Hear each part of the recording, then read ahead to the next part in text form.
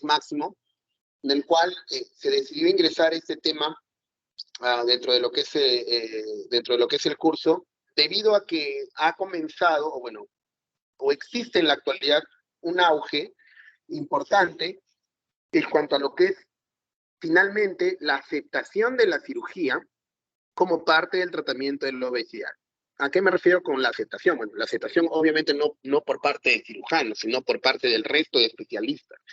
Como sabemos, la obesidad es una enfermedad multifactorial. Su manejo involucra la necesidad de un equipo multidisciplinario donde vienen a participar una serie de especialistas.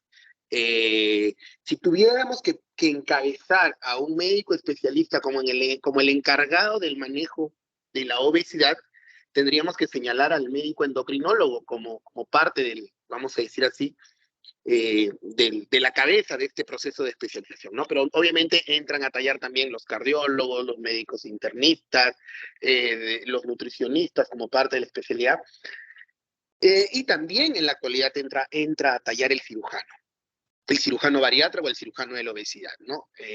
Sin embargo, hasta hace varios años, bueno, hablar de cirugía bariátrica o de la cirugía de la obesidad en realidad tiene por lo menos dentro de la historia, pues las primeras cirugías bariátricas que se practicaron fueron entre los años 60 y 70 en Europa. Eran cirugías abiertas en donde a través de la reducción del estómago, a través de gastrectomías parciales, se buscaba lograr conseguir la pérdida de peso, ¿no? Cirugías similares a las que se le hacen el cáncer gástrico, como son gastrectomías subtotales, mañana que repasemos el tema de cáncer gástrico, vamos a ver el tipo de cómo se realizan estas gastrectomías parciales o subtotales. Entonces, obviamente, en estos pacientes que eran operados de cáncer gástrico, que bajaban rápidamente de peso, obviamente, en virtud a que se les reducía el estómago, pero también en función a la enfermedad de fondo. Entonces, estas primeras cirugías que se les practicaban en los pacientes con la intención de hacerlo reducir de peso, lograban el objetivo de pocos meses. Sin embargo, el estómago tiene una gran capacidad de extenderse y lograr volver a su tamaño normal, si es que no existe, vamos a decir así, la forma correcta en cómo tiene que hacerse esa reducción de estómago, y lo más importante, si no existe o si no logramos cambiar el hábito de la persona en dejar de comer o en comer en menor cantidad. La cirugía bariátrica no es una cirugía estética, ¿no? En el caso de la cirugía estética, por ejemplo, los pacientes entran con algunos kilos de más, se hacen una lipoescultura, o una dermoliposucción, ¿no? En el cual entran, pues, se les retira unos 6 a 8 kilos de grasa y el paciente entró gordito y sale mucho más delgado, con varios kilos de más, ¿no? Eso es lo que hace la cirugía plástica o la cirugía estética. La cirugía bariátrica no es así. El paciente entra obeso a sala de operaciones y va a salir obeso en sala de operaciones. Lo que hace en la cirugía bariátrica, o lo que se hace en la cirugía bariátrica, es generar una serie de cambios anatómicos y fisiológicos en el aparato digestivo, con la intención de que el paciente logre tolerar las dietas de muy bajo contenido calórico. Porque lo que finalmente va a hacer que el paciente baje de peso no es la cirugía como acto operatorio, sino todas las transformaciones que se han hecho dentro del aparato digestivo, para que el paciente pueda tolerar las dietas de bajo contenido calórico, porque finalmente eso es lo que lo va a hacer bajar de peso. Un paciente obeso que está acostumbrado a consumir de 12.000 a 15.000 kilocalorías por día, ¿no? Ya en la clase de nutrición habíamos hablado que el requerimiento aproximado para una tasa metabólica basal, una persona que pesa 70 kilos, lo mínimo que necesita para vivir son 2.100 kilocalorías. Pero obviamente no va a consumir solo eso, pues, ¿no? Como camina, hace cierto tipo de actividad, normalmente para mantener un peso de 2.800 a 3.000 kilocalorías. Un obeso que pesa 150, 160 kilos, come 3 veces más de eso. Incluso los super obesos pueden llegar a consumir, como les digo, hasta 12.000 a 15.000 kilocalorías por día.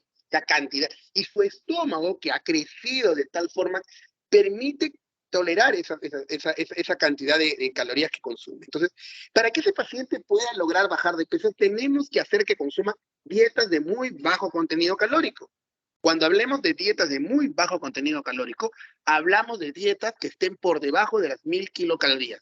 En promedio, 800 kilocalorías por día. O sea, hacer que un paciente que consume diariamente 10.000 kilocalorías, lograr que el paciente, decirle, tienes que dejar de comer y solamente puedes consumir 800 kilocalorías por día, eso es fisiológica y anatómicamente imposible de lograr. O sea, un obeso no va a poder, tiene el estómago tan grande que le va a seguir pidiendo comida, va a generar estados de ansiedad, va a generar estos, obviamente como no le llega la comida, el ácido clorhídrico va a incrementarse la gastrina, esto puede producir gastritis, esto puede producir reflujo, entonces vamos a generar una serie de problemas porque el cuerpo no está preparado ni anatómica ni fisiológicamente para poder tolerar esa dieta. Entonces, por lo tanto, el paciente no va a bajar de peso. Entonces, lo que hacemos por medio de la cirugía bariátrica es lograr que el paciente pueda tolerar esas dietas de bajo contenido calórico y con ello hacer que baje de peso. Pero lo que el paciente tiene que entender es que finalmente lo que lo hace bajar de peso no es la cirugía, sino el hecho de dejar de comer. Y para que eso se mantenga constante y duradero en el tiempo, tiene que acostumbrarse o adaptarse a ese nuevo estilo de vida de empezar a comer poco. Muy bien, de modo introductorio, la obesidad es actualmente considerada un gran problema de salud pública a nivel mundial, ¿no? En todo el mundo, independientemente del estatus socioeconómico de cada país, prácticamente todas las curvas de incidencia y de prevalencia en cuanto a lo que es obesidad van en constante aumento, ¿no? La mala calidad de los alimentos que se ingieren es el principal factor para desencadenar este aumento abrupto o este aumento de la incidencia y prevalencia abrupta de los pacientes con obesidad. Se estima que aproximadamente 300 millones de personas en el mundo sufren de obesidad y la obesidad actualmente es considerada la segunda causa de mortalidad precoz y evitable después del tabaquismo, ¿no? Y es muy probable que con el paso de los años supere la obesidad al tabaquismo como causa de mortalidad precoz y evitable. O sea, ¿qué quiere decir? Como causa de muerte temprana y que podríamos evitar si corrigiéramos los hábitos de conducta.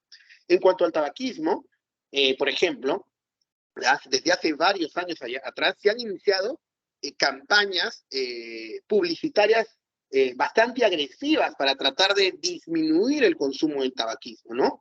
En la actualidad, en las tiendas, las bodegas, o todo aquel lugar donde se expenda cigarrillos, tienen como obligación colocar el famoso letrero de que fumar es dañino para la salud. Eso es por ley. Y además, hasta hace un tiempo, bueno, hace unos años atrás, chicos, ¿se me escuchan? Sí, se lo escucha, doctor. Sí, doctor, se le escucha.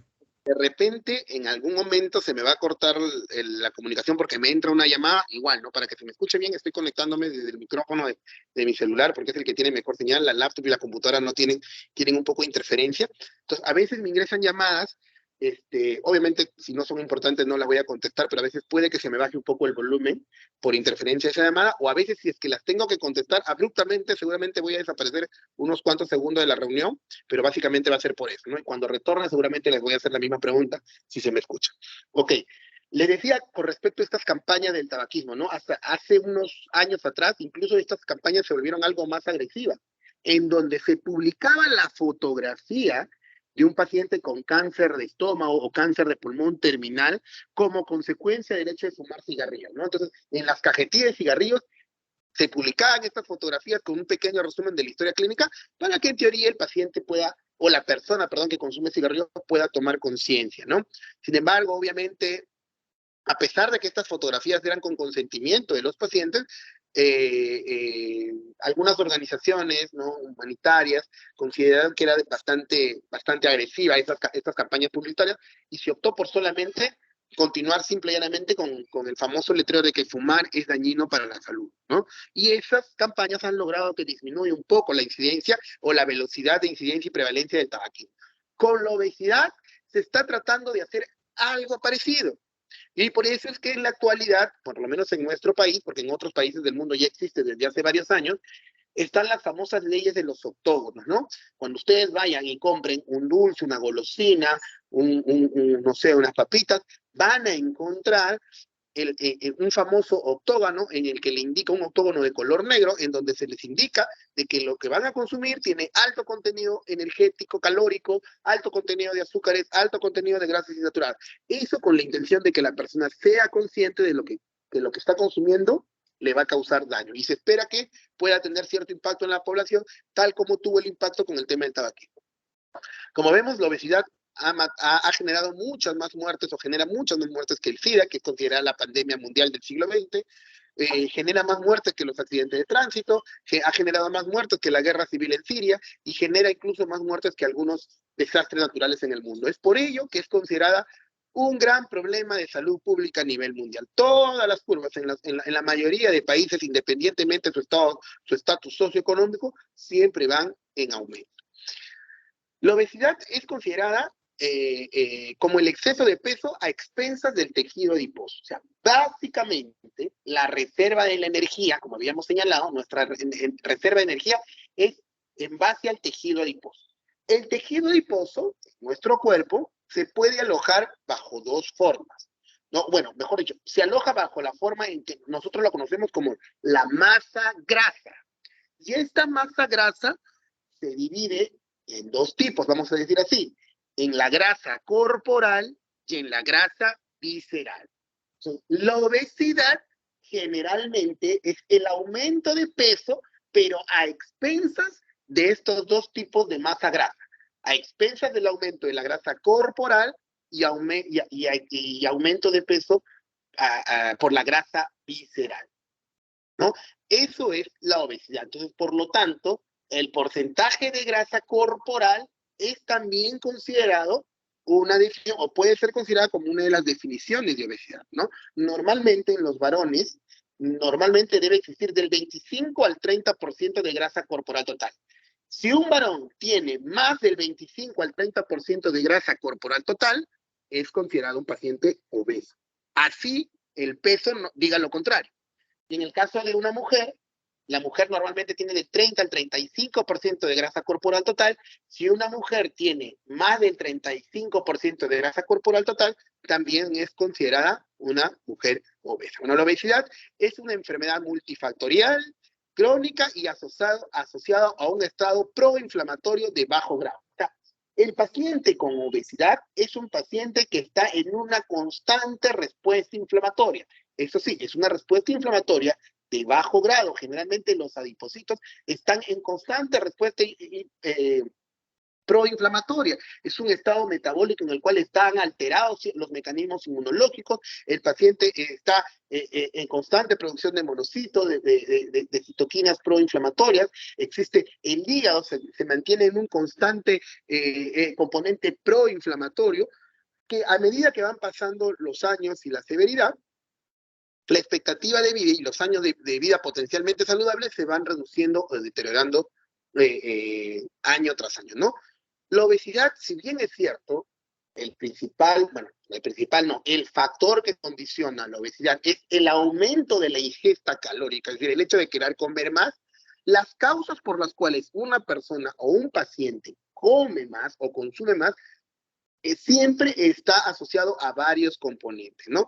Desde el punto de vista personal, ¿no? Siempre es, el paciente con obesidad siempre tiene un componente psicológico individual y una influencia social, vamos a decir así, que interviene en este proceso del paciente de querer comer más, ¿no? Por ejemplo, generalmente, si en una familia papá y mamá son obesos, seguramente es porque dentro de sus hábitos alimentarios de conducta tienen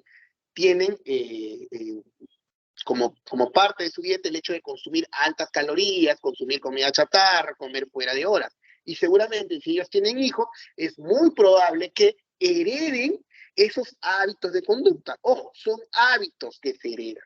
No es que el niño haya heredado un gen de la obesidad, porque eso, si bien es cierto, se está estudiando el gen de la obesidad, eso todavía no ha sido absolutamente demostrado. Entonces, porque, por ejemplo, en el caso de los países asiáticos, los asiáticos o son muy flaquitos o son muy obesos.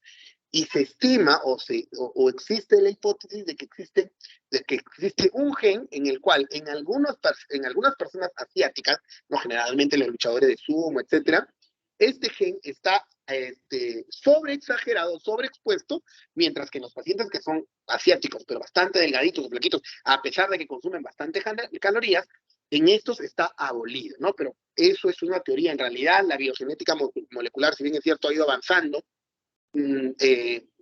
todavía no ha podido reconfirmarlo al 100%, pero es una hipótesis que existe y que está presente y que seguramente con el paso de los años pueda darse a conocer, ¿no? Entonces, el consumo alimentario, obviamente, el consumo alimentario de la persona, pero también la industria, ¿no? La industria, o sea, la zona sobre la cual nos vemos. Vivimos actualmente en un mundo globalizado, gobernado por las empresas, gobernado por las industrias, ¿no? En que obviamente a las industrias les interesa que consumamos sus productos, ¿no? De alto contenido energético, por supuesto. Entonces, si bien es cierto, nosotros, algunas personas, ¿no? Nosotros nos dejamos llevar por esas influencias, por nuestro entorno, finalmente a veces decimos, bueno, no he almorzado hoy día, me voy a comer una galleta con una gaseosa, entonces, y con eso ya completé mi almuerzo. Obviamente, estamos consumiendo cosas que no deberíamos ingerir, que nos van a generar malos hábitos. Y bueno, desde el punto de vista de la actividad física y las influencias del entorno de la actividad física, también del mismo modo, ¿no? A veces también por un tema laboral, ¿no? A veces desde nosotros, por ejemplo, los médicos, ¿no? Ustedes que van a ser médicos, vamos a estar seguramente expuestos a este tema de tener que dejar nuestra actividad. Muchos de nuestros residentes de cirugía que ingresan fitness, que tienen un ritmo o un régimen estricto de acudir al gimnasio, ¿no? Incluso los más disciplinados, porque para hacer eso hay que ser disciplinado, lamentablemente durante estas etapas de residencia o de internado, lamentablemente pierden parcialmente este camino, porque obviamente el hecho de ingresarte a un hospital, de ser residente o de ser interno, te obliga a dedicar el 100% a la carrera, ¿no? Si es que quieres ser bueno, por supuesto. Si quieres ser bueno, quieres ser el mejor, lamentablemente tienes que dejar de un lado un poco tu ritmo de vida habitual para dedicarte completamente a la carrera. Y eso puede generar que haya ciertos desbalances, ¿no? Eso es para los que son disciplinados en cuanto a lo que es el gimnasio, el ejercicio, la actividad física. Pero para ser sinceros, para la mayoría que estamos, digamos, o para muchos que están, digamos, con el peso normal, comiendo ahí al límite, seguramente cuando ingresen a los hospitales van a subir unos cuantos kilos debido a que va a cambiar hasta su horario de alimentación, ¿no? Normalmente, si ustedes consumían a una hora, van a ver, cuando sean internos, van a ver que de repente o ni van a almorzar, o van a almorzar muy tarde y con mucha más hambre, y eso va a generar que consuman mucha mayor cantidad de calorías. Hasta el día de hoy, es el índice de masa corporal el parámetro más utilizado para poder clasificar a la obesidad y decidir con respecto a el hecho si el paciente es o no candidato a cirugía bariátrica. Existen otros indicadores, ¿no? Ya lo habíamos visto en la clase de nutrición, en cuanto a lo que son las medidas antropométricas para la desnutrición, también estas medidas antropométricas pueden ser extrapoladas para el tema del diagnóstico de obesidad, ¿no? El IMC es el más conocido, pero también existe el perímetro de circunferencia abdominal, el perímetro de circunferencia torácica, el porcentaje de grasa corporal, ¿no? Sin embargo, para efectos de decidir a qué paciente lo vamos a operar, qué paciente es candidato para cirugía bariátrica, hasta el día de hoy, el IMC o índice de masa corporal, que es el resultado de dividir, que es el cociente de dividir el peso sobre la talla al cuadrado, es el parámetro clínico más utilizado para la clasificación de la obesidad y para la toma de decisión con respecto a qué paciente se va a operar. Sin embargo, en el último Congreso Argentino de Cirugía Bariátrica desarrollado en marzo del año pasado, se detallaron algunas controversias con respecto al IMC, ¿no? Que se las paso atrás. Se considera que el criterio de IMC puede referirse al actual o al máximo IMC al cual el paciente llegó antes de su operación. ¿A qué nos referimos? ¿No? Es un paciente que de repente, pues, no sé, tiene un IMC de 38. Tiene un IMC de 38 y por lo tanto el tipo es una obesidad tipo 2. El tipo de cirugía bariátrica que se le ha planteado es una manga gástrica, ¿no? O un bypass gástrico. Entonces, obviamente, para poder operarse, de todas maneras, semanas antes tiene que bajar un poco de peso, ¿no? Tiene que bajar algo de peso. Eso es imprescindible porque técnicamente nos hace que la cirugía sea más fácil. Y en ese proceso, obviamente, de repente, lo motivado por el hecho que va a ser operado, que va a obtener un peso ideal, llega a bajar el IMC y baja un IMC hasta 34, o sea, todavía es obeso, pero ha pasado de obesidad tipo 2 a obesidad tipo 1. Entonces, ¿qué nos dice esta controversia? Entonces, anteriormente se decía, uy, entonces ya bajó a obesidad tipo 1, ya no es necesario hacerle un bypass o una manga, ahora es suficiente con un balón intragástrico. No, no es así. La decisión de la toma quirúrgica en este paciente se hizo con el IMC de 38, con el diagnóstico de obesidad tipo 2. Y a pesar de que semanas previas a la cirugía el paciente baje su IMC, nosotros tenemos que seguir o continuar con la indicación del tipo de cirugía para el índice de masa corporal máximo que llegó a antes de la operación, ¿no? Porque sabemos de que esos kilos que perdió además son producto de la dieta que se le ha ejercido antes de la operación, que si no llega a operarse seguramente va a volver a retomar, incluso puede hasta superar ese IMC. Es por eso que en el último congreso argentino, antes lo que se hacía era se cambiaba la indicación previa a la cirugía si es que bajaba de peso. Ahora en la actualidad no. El IMC máximo el IMC, perdón, que tomamos en cuenta para operarlo, o es el actual o el máximo IMC que llegó a tener hasta antes de la cirugía. Otro, la pérdida de peso previa a la cirugía, para lo cual los pacientes lleguen con un IMC por debajo de 10, no debería constituir una contraindicación. Igual, de repente son pacientes que tienen un IMC de 33, ¿no? Son pacientes con obesidad tipo 1, en los cuales ya han logrado bajar de peso, han logrado bajar de peso por todos los medios, no han logrado conseguirlo, además de repente ya tienen comorbilidades, son diabéticos, entonces por lo tanto tienen que operar. Pero y comienzan la dieta preoperatoria. Y de repente, antes de operarse, llegan a un IMC de 30 o 29. O sea, ya son pacientes con sobrepeso. Ya no son pacientes con obesidad, ¿no? Entonces, automáticamente, antes lo que se hacía era, ok, ya tiene 29, ya no es obeso tipo 1, ya no es candidato a cirugía. No, en la actualidad no. El Congreso, en el Consenso Argentino de Cirugía Bariátrica, se determinó de que no, que si el paciente ya tenía un MC donde se le había determinado que era candidato a cirugía, se tiene que continuar con ISM-IS. O sea, no puede haber contraindicación para la cirugía si es que ya se obtuvo una indicación previa con un IMC previo. Para los individuos con genética de origen asiático, que como ya hemos señalado, en ellos, en la mayoría de la población tienen un gen que los hace mucho más delgados de lo habitual en cuanto a su composición corporal, será preciso reducir el umbral de IMC en 2.5 puntos, en 2,5 puntos. Por ejemplo, para nosotros, para la población habitual, hablar de obesidad es hablar de un IMC mayor a 30, de 30 a más. En los pacientes asiáticos, obesidad tipo 1 es un IMC de 27.5, es decir, 2.5 menos que el puntaje normal.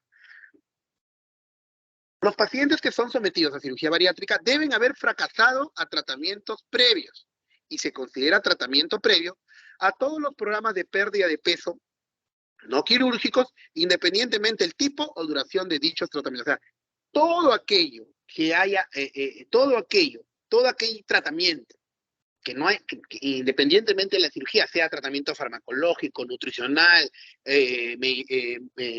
medidas higiénico-dietéticas, ejercicio, etcétera, y que no haya logrado bajarlo de peso al paciente, debe ser considerado como fracaso de tratamiento previo. Y eso es una de las indicaciones para cirugía bariátrica, como vamos a ver más adelante. Los pacientes deben estar adecuadamente informados, con aceptable riesgo quirúrgico y comprometerse con un tratamiento y seguimiento a largo plazo, ¿no? Esto es imprescindible. La única manera de que el paciente logre éxito con su cirugía es de que entienda, y se lo vuelvo a repetir, que la cirugía bariátrica como acto operatorio no lo va a hacer bajar de peso. Lo que te hace bajar de peso es el hecho de dejar de comer. Lo que hace la cirugía bariátrica es ayudar al cuerpo, ayudar a la mente a tolerar las dietas de muy bajo contenido calórico, que son las que finalmente van a hacer que el paciente reduzca de peso. Según la Sociedad Europea de Endocrinología y de Obesidad, en el año 2010 emitió una clasificación que para la Academia de Cirugía Bariátrica a nivel mundial es la considerada la más exacto precisa, ¿no? En el cual dividen a los pacientes o clasifican según el IMC a los pacientes en, bueno, ya habíamos visto, el paciente con IMC menor de 18.5 es un paciente desnutrido, un IMC de 18.5 a 24.9 es un paciente normopeso, y a partir de 25 para arriba ya vienen los problemas de sobrepeso y obesidad. De 25 a 26.9 es un paciente con sobrepeso tipo 1. De 27 a 29.9 es un paciente con sobrepeso tipo 2. De 30 a 34.9, obesidad tipo 1. De 35 a 39.9, obesidad tipo 2. De 40 a 49, obesidad tipo 3 u obesidad mórbida. Y más de 50, obesidad tipo 4 u obesidad extrema, ¿no? Antes solamente conocíamos hasta el obeso mórbido. Ahora ya hay obeso extremo. El obeso extremo es aquel que pesa 170, 180, 190 kilos. Y en la actualidad incluso, en este último consenso argentino, presentaron una clasificación que todavía no es aceptada por todos, porque, bueno, no todos los países existen los famosos obesos súper extremos, ¿no? Aquellos que tienen índice de masa corporal mayor de 60, que son pacientes que pesan más de 220 kilos aproximadamente, ¿no? Aquí en nuestro hospital hemos visto un solo paciente en toda la historia que llegó a pesar 224 kilos, que llegó el año pasado, si no me equivoco, y que se le ha hecho una cirugía bariátrica previa, que es una manga gástrica, que ha logrado que el paciente pierda 45 a 50 kilos aproximadamente, ahorita está casi en 180, y se le está preparando para una cirugía bariátrica revisional o complementaria, que va a ser un bypass, ¿no? La intención con este paciente es que por lo menos llegue a pesar 120, 130 kilos, ¿no?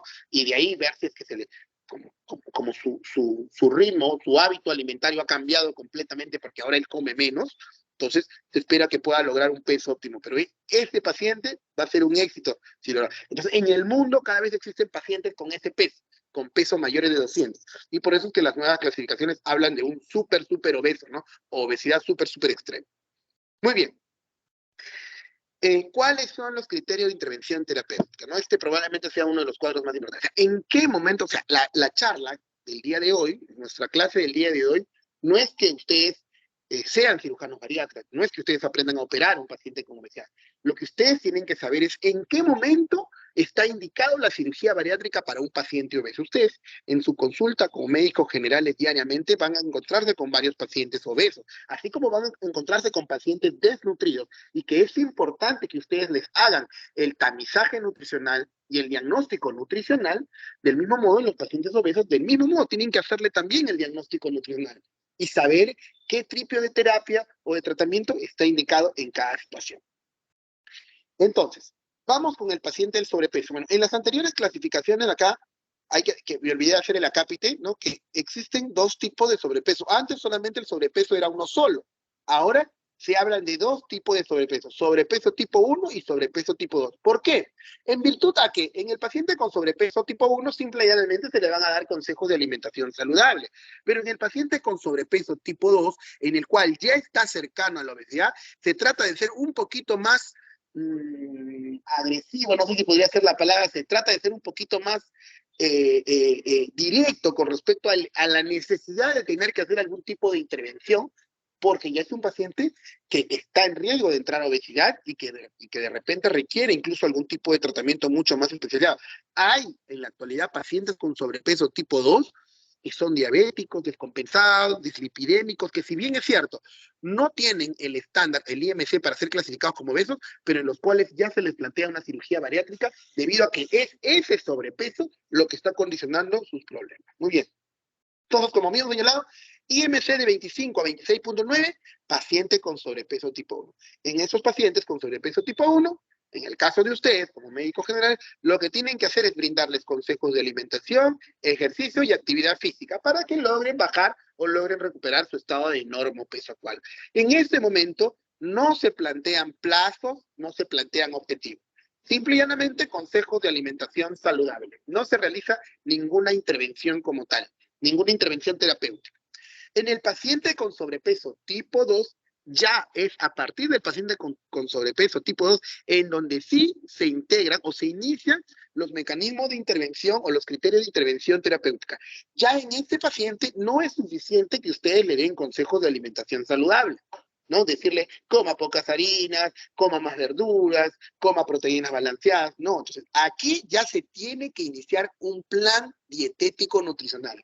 Y para ello, ustedes tienen que valerse del apoyo del profesional de la salud encargado de elaborar planes o programas dietéticos específicos. Entonces, aquí ya entra a tallar el nutricionista como parte de el manejo multidisciplinario del paciente con sobrepeso tipo 2. Entonces, en el paciente con sobrepeso tipo 2, necesariamente ya hay que iniciarle un plan dietético.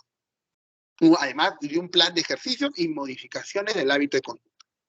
A partir del paciente con sobrepeso tipo 2, ya nos planteamos plazos. O sea, el paciente con sobrepeso tipo 2 tiene que lograr bajar por lo menos un 5% de su peso corporal total en 6 meses. Si a pesar de la dieta, el ejercicio y las modificaciones del hábito de conducta, en 6 meses el paciente con sobrepeso tipo 2 no ha logrado su objetivo, es decir, no hemos podido hacer que baje de peso, en ese momento podemos plantear la posibilidad de introducir fármacos al plan terapéutico, ¿no? Entonces, bueno, obviamente esto, le vuelvo a repetir, lo lidera el médico general, que son ustedes, con los nutricionistas, pero si en 6 meses no hay respuesta, tienen que derivarlo al médico endocrinólogo, que es el especialista en poder brindarle terapia farmacológica, ¿no? A continuación tenemos la lista actualizada de fármacos utilizados para el manejo de la obesidad, ¿no? La lista de fármacos utilizados en el manejo de la obesidad, ¿no? Son básicamente 3 mecanismos de acción, ¿no? Tenemos los inhibidores del apetito, o también llamados estimulantes de la saciedad. Tenemos los fármacos termogénicos o lipolíticos, es decir, aquellos que, vamos a decir así, consumen energía o consumen la reserva grasa. Y tenemos los inhibidores de la absorción de grasa. En cuanto al primer grupo, ¿no? En cuanto al primer grupo, la mayoría, o por no decir todos, los inhibidores del apetito o estimulantes de la saciedad actúan bloqueando receptores. Receptores adrenérgicos controlados, como el dietilpropiol y la fentermina. El Mansindol ya salió del mercado. A nuestro país solamente llegó la fentermina. Los adrenérgicos no controlados, como la efedrina. Los inhibidores selectivos de la recaptación o recaptura de serotonina, como son la fluoxetina y sertralina, muy utilizados en el tratamiento de la depresión. Aquellos que tienen una acción dual, es decir, aquellos que actúan a nivel de receptores adrenérgicos y serotoninérgicos, como la sibutramina, que probablemente dentro de este primer grupo de fármacos fue el que tuvo mejor publicidad y mejores efectos. Y los inhibidores del receptor 1 de endocannabinoides, como el rinomab, que nunca llegó al país tampoco. De este grupo de fármacos, los utilizados en el manejo de la obesidad fueron el dietilpropión, la fentermina y la sibutramina. Bueno, en realidad, todos este grupo de fármacos, lamentablemente, tienen como principal desventaja el generar efectos secundarios bastante indeseables y relacionados con el sistema nervioso central, ¿no? Son pacientes que desarrollaron síndrome de ansiedad, desarrollaron tremor, temblor, crisis de pánico, crisis de angustia, ¿no? Entonces fueron realmente efectos neurológicos, vamos a decir así, bastante indeseados, taquicardia, agitación, ¿no? Por los cuales no tuvieron la aceptación, ¿no? De todos ellos, el que menos efectos tuvo fue la sibutramina, ¿no? No sé, bueno, si llegaron a escuchar, hubo un tiempo un médico general en realidad, pero dedicado al tema del manejo de la obesidad, era el famoso doctor Olaya, que salió por la tele, incluso salía su spot publicitario, era vamos a la playa con el doctor Olaya, ¿no? Que era un médico que supuestamente en 3 meses lograba hacer bajar de peso. Pero básicamente el medicamento que utilizaba, porque daba terapia farmacológica, era la sibutramina, ¿no? Que era un inhibidor del apetito y un estimulante de la saciedad. El problema de todos estos fármacos es que no pueden ser, bueno, y eso en la actualidad ya se ha identificado, estos fármacos no pueden ser utilizados por más de 12 semanas. O sea, el punto de corte máximo es 12 semanas, 3 meses. Porque si se dan después de los 3 meses, ya no solamente van a generar efectos secundarios neurológicos, sino también generan efectos secundarios a nivel del aparato cardiovascular. Y uno de los más severos, vamos a decir así, es que pueden generar hipertensión pulmonar, ¿no? Incluso el dietilpropión y el Masindol fueron sacados del mercado debido a que este efecto de hipertensión pulmonar se desarrolló antes de las 12 semanas en algunos pacientes, por lo tanto, fueron considerados como peligrosos y dejaron de utilizarse. En nuestro país solamente llegó la fentermina, igual lo utilizan los médicos endocrinólogos por breves periodos, en casos particularmente, vamos a decir así, específicos, pero muchos de ellos terminan siendo rechazados por los pacientes debido a sus efectos secundarios sobre el sistema neurológico, ¿no? Y el otro problema es que tienen el famoso efecto de rebote, es decir, como su acción depende de la estimulación de receptores, una vez que dejan de ser utilizados, ¿no? Vamos a decir así, una vez que dejan de bloquear estos receptores, automáticamente existe el efecto de rebote en el cuerpo, ¿no? Entonces los pacientes que por un buen tiempo estuvieron sin apetito tienen ahora mucho más hambre, tienen mayor necesidad de consumir más calorías y muchos de ellos terminan subiendo más de peso de cuando iniciaron su terapia, ¿no? Entonces, estos tipos de fármacos, por eso es que en la actualidad, para su utilización, tiene que ser el paciente muy escogido. En cuanto a los termogénicos y lipolíticos, la efedrina y la cafeína han sido utilizados. En realidad, su efecto en cuanto a lo que es la baja de peso, a la larga no es importante. O sea, puede llegar a perder unos 4 a 5 kilos de peso en 60 días, en 2 meses, ¿no? Entonces, si se utiliza, generalmente se utilizan en los pacientes con sobrepeso, ¿no? Y siempre y cuando igual tampoco no existan efectos secundarios, como también presentan tremor, temblor de manos, inestabilidad en la marcha, a algunos de estos pacientes. Y el tercer grupo, los inhibidores de la absorción de grasas, ¿no? El famoso Orlistat, ¿no? El producto original del Orlistat es el que elaboró el laboratorio Roche, que se llama Xenical, ¿no? Apareció más o menos hacia finales del año 90, ¿no? Apareció en el mundo a inicio del año 90 y llegó a nuestro país hacia finales del año 90, ¿no? En el año 97, 98, si no me equivoco. El Orlistat o el Xenical tiene la propiedad de inhibir a la lipasa pancreática. La lipasa pancreática se encarga del 60% de la absorción de los lípidos. Entonces, al consumir este medicamento, el 60% de las grasas que nosotros vayamos a consumir no se van a absorber y van a ser eliminadas por las heces. El Orlistat, tomado a dosis de 120 miligramos cada 8 horas, es decir, una cápsula, cada cápsula viene de 120 miligramos, una cápsula cada 8 horas, puede llegar a hacer perder de 10 a 12 kilos por mes a un paciente, ¿no? Y si lo utilizamos por un plazo de 3 meses, aproximadamente el paciente puede llegar a perder incluso 20 a 25 kilos, ¿no? Obviamente a medida que pasan los meses va a disminuir. O sea, como fármaco reductor de peso, probablemente es el que tenga mejor efecto para la reducción de peso, a diferencia de cualquier otro. A diferencia de los anteriores, no produce efectos secundarios sobre el sistema nervioso central, porque no actúa a nivel de receptor. Pero sí tiene efectos secundarios locales, es decir, sobre el aparato digestivo, bastante molestos. El principal, la esteatorrea, la dispepsia y la incontinencia anal. ¿Qué es lo que pasa? Como las heces o los lípidos no son absorbidos, estos lípidos o estas grasas salen por las heces y son heces oleosas, heces aceitosas. A eso se le conoce como esteatorrea. Como son heces oleosas, aceitosas, la capacidad de continencia anal en los pacientes se puede llegar a perder y muchas de estas heces oleosas se escapan, ¿no? Y el paciente, y hemos visto pacientes que usan Orlistat que tienen que utilizar pañal porque prácticamente las heces se les escapan. Y el otro es que son pacientes que están todo el día con el estómago, con la barriga hinchada, con disconfort, como los intolerantes a la lactosa, ¿no? Que toman leche, ¿cómo se sienten? Con una diarrea, intolerancia. Es lo mismo.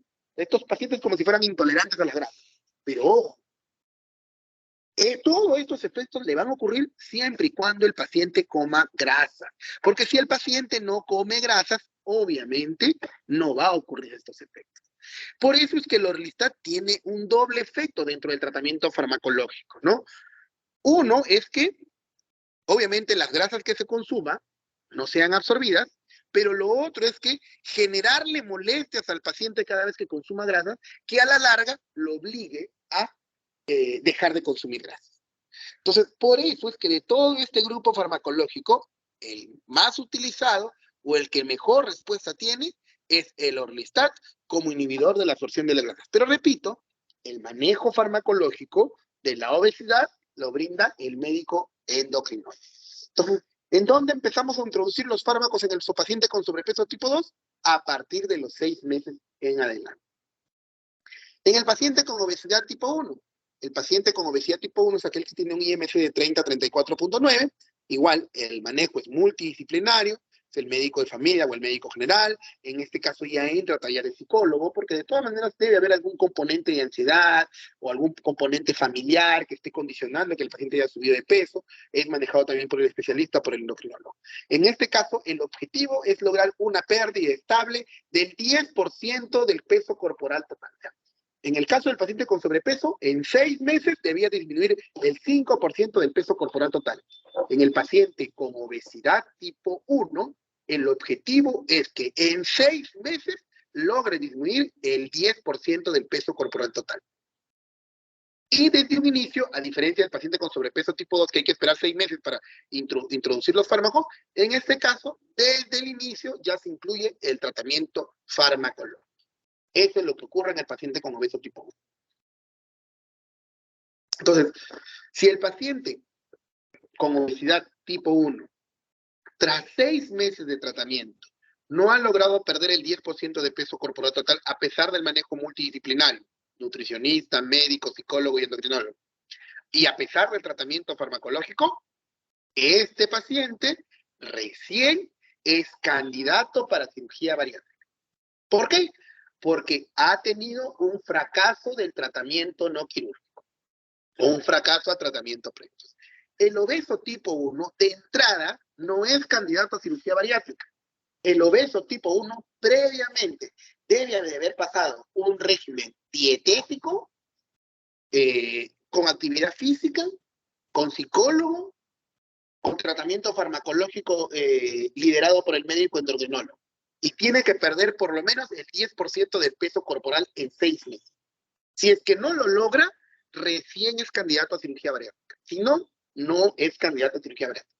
Ahora, si en 6 meses logra perder el 10% del peso corporal total, obviamente al perder el 10% no va a llegar a su peso ideal, pero el paciente, si es que logra perder, por ejemplo, el paciente pesa, no sé, 90 kilos, y en 6 meses logró bajar 9 kilos, o sea, llegó a 81 kilos. Vamos a asumir que su peso ideal es 72, 70 kilos. O sea, todavía le falta llegar a 11 kilos para su peso ideal. Pero si el paciente en esos 6 meses ha logrado bajar esos 9 kilos, el paciente tiene que continuar con su tratamiento médico no quirúrgico. O sea, no es candidato a cirugía bariátrica, a pesar de no haber logrado su peso corporal total.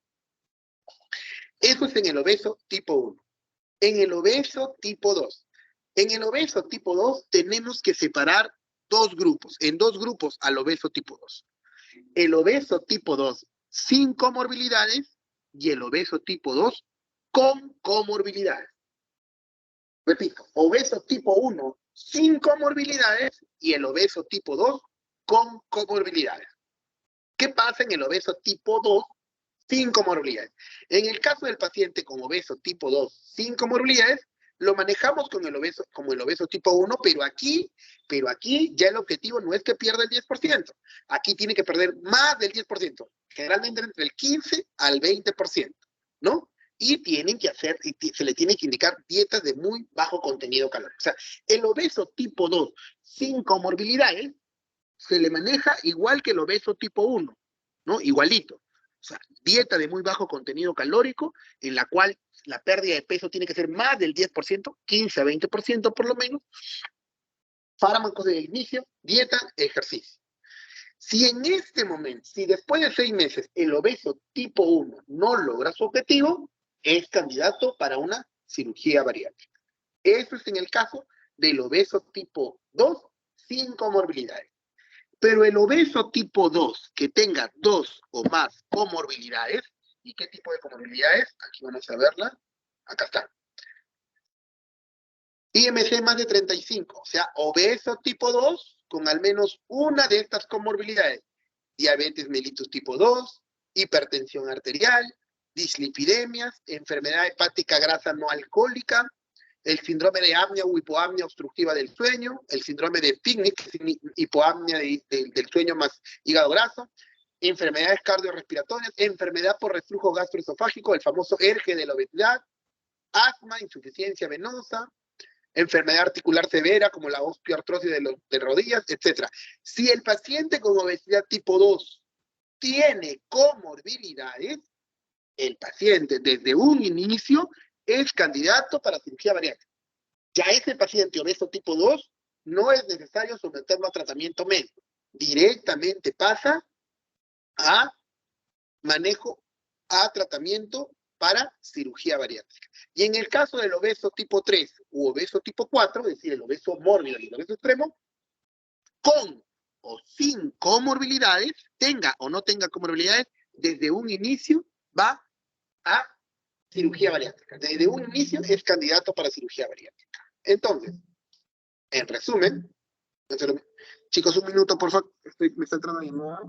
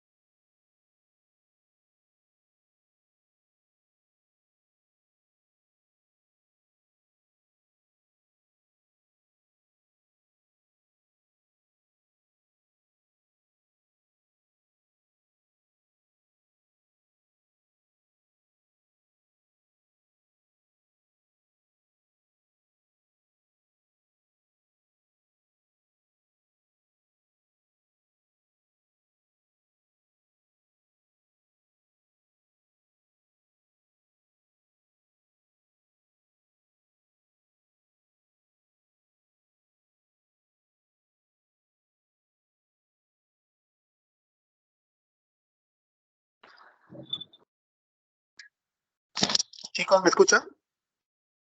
Sí, doctor. Ya, lo siento que me entró la llamada como les quiero. Entonces, en conclusión, en resumen, mejor dicho, entonces, ¿cuáles son los criterios de ingreso en lista de espera? ¿Cuáles son los pacientes que van a ser candidatos para cirugía bariátrica? 1. Pacientes con intento de pérdida de peso con tratamientos médicos idealmente supervisados profesionales. O sea, el obeso tipo 1, ¿no? Tras 6 meses de tratamiento, el obeso tipo 2 sin comorbilidades, ¿no? Tras 6 meses de tratamiento, en el caso del obeso tipo 1, el objetivo es 10% del peso corporal total, en el caso del obeso tipo 2 es más del 10%, del 15 al 20%. Si no logran esos objetivos después de 6 meses, recién pueden pasar a cirugía bariátrica. Otro, pacientes que comprendan las implicaciones de cirugía bariátrica, sus riesgos y beneficios. Igual, explicarle al paciente, la cirugía bariátrica, no como acto operatorio, no te baja el peso. Es decir, la próxima, de acá a 3 semanas me voy a pasar, doctor, entonces quiero una cirugía bariátrica para que en 3 semanas esté fitness listo para mi boda. No es así. La cirugía bariátrica lo que te hace es preparar para que puedas comer menos y bajar de peso menos. ¿En cuánto tiempo vas a lograr tu estabilización? Es decir, ¿en cuánto tiempo? Aproximadamente en 1 año. Es decir, en 1 año recién vamos a ver el resultado final después de una cirugía bariátrica. Es cierto que los primeros 3 meses es donde es mayor la velocidad de pérdida de peso. Pero el resultado final de cuánto has logrado bajar de peso después de una cirugía bariátrica todavía se ve después del año. ¿Ok? Tercero, pacientes con IMC de 35 a 40, es decir, obeso tipo 2, no es con 2, es con una de las siguientes comorbilidades. Hipertensión arterial, diabetes mellitus tipo 2, síndrome de hipoapnea o apnea del sueño, dislipidemias, artrosis y enfermedades degenerativas osteoarticulares como la osteoartrosis de rodillas o de cadera, síndrome metabólico. En las mujeres, el famoso síndrome del ovario poliquístico, que es un gran problema también desde el punto de vista hormonal para las mujeres, que incluso puede llevarnos a tener infertilidad, afectaciones psicosociales, síndrome de Picnic, etc. Entonces, paciente con obesidad tipo 2 que tiene comorbilidades, tiene que entrar a la lista de espera para cirugía bariátrica. Pacientes con IMC igual o mayor a 40, es decir, el obeso tipo 3 y el obeso tipo 4, con o sin comorbilidades, también es candidato a cirugía bariátrica. La edad de 18 a 65 años de edad. Lamentablemente todavía la edad sigue siendo un criterio para en lista de espera de cirugía bariátrica. En Estados Unidos, en donde la obesidad infantil es mucho mayor, ya se han operado pacientes menores de 18 años, ¿no? El problema es que en el paciente menor de edad, en el paciente todavía puber o adolescente, todavía su cuerpo está en constante cambio metabólico. Es decir, el cuerpo todavía está en fase anabólica. Y lo que nosotros hacemos con la cirugía bariátrica es exponer o convertir a un paciente en fase anabólica en fase catabólica. El postoperado de cirugía bariátrica siempre es un paciente en estado hipercatabólico, porque el paciente va a consumir muy poco y va a tener que gastar sus reservas lo máximo posible. Entonces, en un paciente niño, en un paciente pediátrico, que normalmente la fisiología indica que debe estar en un estado de anabolismo, por eso es que crece y va creciendo, nosotros podemos cortar ese estado metabólico, ¿no? Ese estado anabólico, lo podemos cortar bruscamente, impedir que siga creciendo, que complete su osificación de sus huesos, etcétera, ¿no? Entonces, pero hay casos seleccionados en donde ya niños son demasiado obesos que comprometen su salud, entonces tenemos que poner en una balanza, ¿no? Bueno, a este niño se le tiene que operar porque ya si no, no va a llegar ni siquiera a la juventud, va a morir, va a ser diabético, va a morir antes de tiempo, ¿no? A costa de que deje de crecer o de que no haya completado su desarrollo o maduración, ¿no? Entonces, en casos seleccionados, en algunos casos se está operando a pacientes menores de 18 años y del mismo modo, en algunos casos seleccionados, en adultos mayores, en donde tienen un buen estado físico, se está optando por también poder operarlos en donde su único problema es la obesidad, para poder liberarlo de ese problema, ¿no? Y mejorarle su expectativa de vida.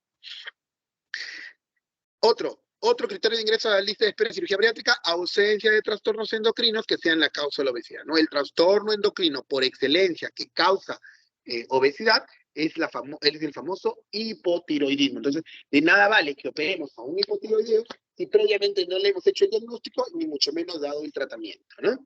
Estabilidad psicológica, comprender que el objetivo de la cirugía bariátrica no es alcanzar un peso ideal. O sea, la cirugía bariátrica, uno no se opera o no te debes de operar para que te quede mejor la ropa, para que te veas mejor en el espejo, para que salgas mejor en un evento. La cirugía es para la salud, para que estés bien de la salud, para que mejoren tus comorbilidades. Eso es lo que debe entender el paciente, ¿no? Este cuadro es básicamente lo mismo. ¿Quiénes no deben ser manejados quirúrgicamente? ¿Quiénes no deberían operarse? Contraindicaciones absolutas. Las similares a cualquier procedimiento. O sea, si existe una contraindicación para una cirugía, por ejemplo, por una falla cardiopulmonar reversible o por un cáncer inoperable, obviamente, ¿no? Ya. Si no se puede operar, no solamente de cirugía bariátrica, sino de ninguna otra cosa, porque su corazón, su cuerpo no está preparado para tolerar una cirugía, definitivamente está contraindicada la cirugía. Embarazo o deseo de embarazarse en los próximos 12 meses. El embarazo es un estado de hipercatabolismo fisiológico, es un estado de hipercatabolismo donde la madre está en constante catabolismo porque el bebé está en estado o en fase anabólica, el bebé está consumiendo la energía de la mamá. Entonces, el embarazo de por sí es un estado hipercatabólico. Y hemos dicho que el postoperado de cirugía bariátrica también es un estado hipercatabólico. Entonces, si en una misma persona combinamos dos estados hipercatabólicos, lo único que estamos haciendo es condenar al paciente a la muerte, porque los estados hipercatabólicos extremos llevan a la muerte al paciente.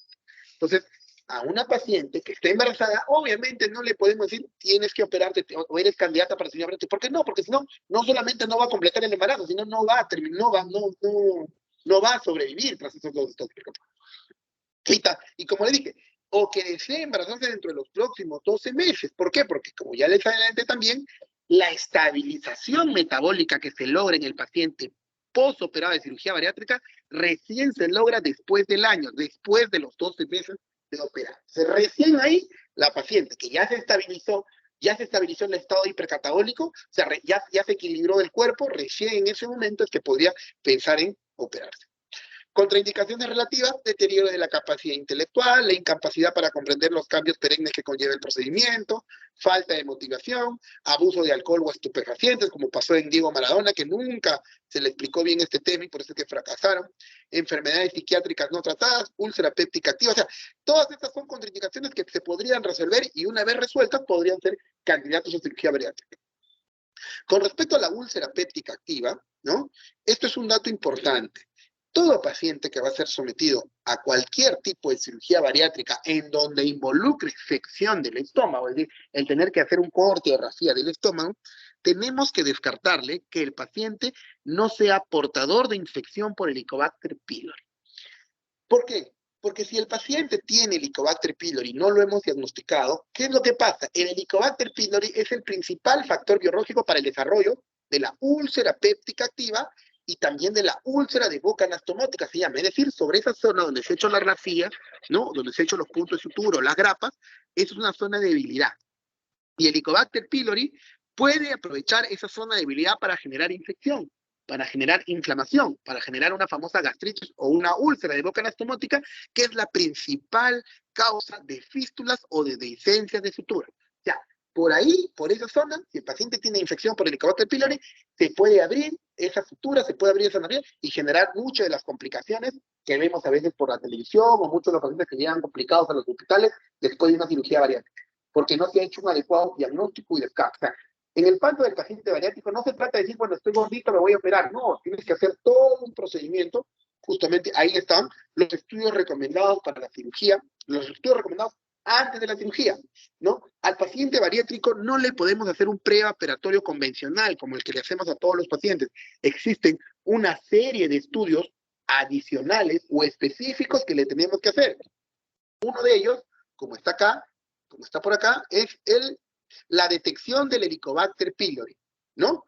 Anticuerpos, test del aliento, pero puede ser por medio de anticuerpos, de detección de anticuerpos, por medio de la prueba del aliento, pero es primordial o sobre todo lo ideal sería hacerle una gastroscopía o una endoscopía más biopsia, porque es la forma más específica de determinar la presencia o ausencia de Helicobacter pylori. Muy bien, aparte de los estudios habituales, ¿qué le vamos a hacer aparte de la endoscopía? El dosaje de vitaminas y minerales. A un paciente que vamos a operar de una colelap o de una pendilap o de una hernia, no le pedimos dosaje de minerales y vitaminas, no es necesario. Pero en el caso del paciente que va a ser sometido a una cirugía bariátrica, sí. Porque el paciente que vamos a operar de una cirugía bariátrica, dentro de los estados de hipercatabolismo que existen, lo vamos a llevar, o sea, el tipo de desnutrición que va a padecer el paciente es una desnutrición, pero en base a micronutrientes.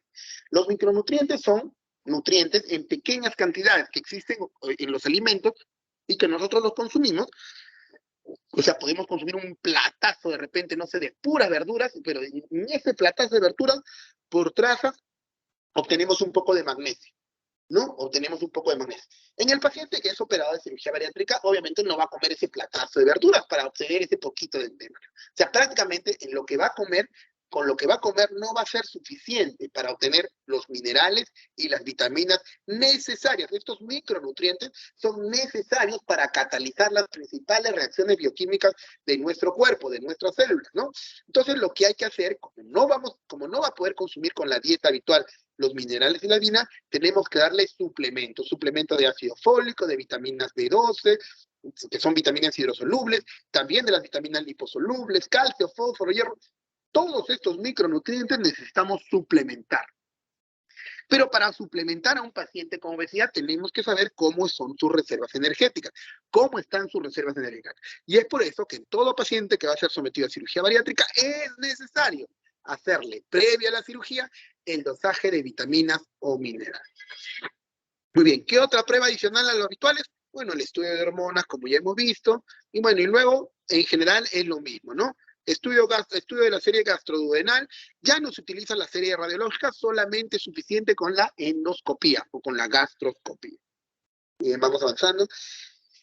Bueno, dentro del preoperatorio, como ya les señalé, antes de operarse, se decide que el paciente lo tenemos que operar, pero generalmente de 4 a 6 semanas antes de la cirugía, lo ideal es que el paciente pierda algunos kilos de peso. sea, y por lo tanto, desde antes de la cirugía, ¿no? 6 semanas antes, se le somete a dietas hipocalóricas hiperproteicas. ¿Con qué intención? Con la intención de reducir el volumen hepático y la grasa visceral, iniciar los cambios de alimentación y disminuir el riesgo quirúrgico. Con respecto a esto, con respecto al primer punto, reducir el volumen hepático y la grasa visceral. En esas 6 semanas que el paciente va a ser sometido, aunque bueno, en la actualidad ha bajado ya 4 semanas, ¿no? En esas semanas previas a la cirugía, de repente al paciente, entonces, es necesario hacerle entender al paciente que es importante que pierda unos cuantos kilos de peso, siquiera 2, 3 o 4 kilos de peso. ¿Por qué?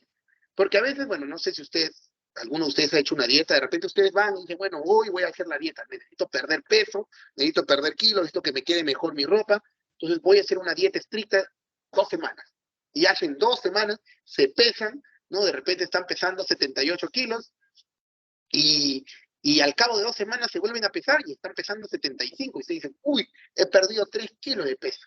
Entonces automáticamente se ponen su mismo pantalón, pero todavía les sigue quedando apretado. Y dije, pero ¿por qué? Si he perdido 3 kilos, ¿por qué no? ¿Por qué me sigo viendo gordo, ¿no? ¿Por qué me sigo viendo gordo, fofo en el espejo? Lo que pasa es que cuando uno comienza a reducir de peso, a disminuir el consumo de calorías, ¿no? A consumir una dieta de calorías y reduce el peso, los cambios iniciales en la disminución de peso no se van a dar en la grasa corporal, sino en la grasa visceral. Lo que se va a reducir en un inicio es la grasa visceral y no la grasa corporal. ¿Y dónde están las reservas de grasa visceral? En el hígado y en el epíplomo. En esa grasa visceral, los chicos que tenían mi práctica que han visto el epíplomo, que es como un manto de grasa, esos son los 2 elementos que se van a reducir, que van a disminuir su tamaño y su volumen. Y es a lo que nosotros los cirujanos nos interesa que reduzca el volumen. ¿Por qué? Porque si reduce el volumen del hígado y se reduce el volumen del epíplomo, obviamente nuestra visión, nuestro campo operatorio va a ser mucho mejor.